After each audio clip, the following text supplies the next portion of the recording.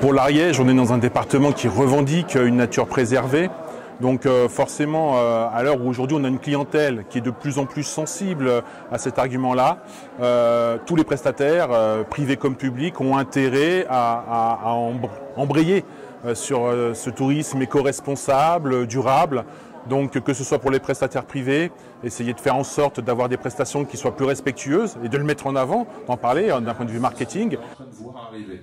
Mais dans la vente en ligne, c'est allé beaucoup plus vite, puisque dès 2021, on a eu de nouveau un sursaut. Et c'est vrai qu'on voit de plus en plus d'entreprises, et notamment dans le tourisme. 150 participants, hein, donc ce qui n'est pas rien.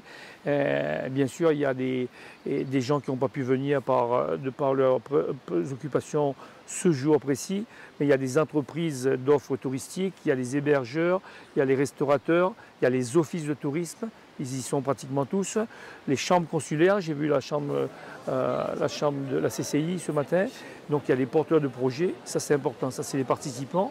D'autre part, les exposants, c'est les 17 entreprises qui se sont mobilisées sur l'espace workshop et dont certaines ont offert des lots pour la tombola. Cet après-midi, en fin d'après-midi, après les ateliers et après la présentation du catalogue des rendez-vous pro qui sera présenté cet après-midi.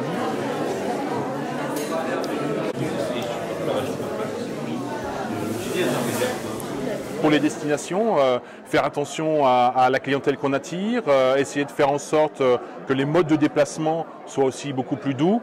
On voit qu'au niveau régional, on fait de gros efforts, notamment sur le train. Je pense qu'au niveau départemental, on se doit d'être un relais. On a évidemment le vélo, qui est une pratique très importante ici. On a un département qui est très tourné aussi vers les activités sportives, canoë-kayak, du canyoning, mais aussi, donc, je le disais, du vélo, du trail. Donc toutes ces pratiques-là vont dans le sens d'un tourisme beaucoup plus respectueux de la nature, probablement des touristes qui viennent de moins loin. Et voilà, je crois que c'est vraiment la direction qu'on peut donner à suivre pour tous les prestataires de l'Ariège.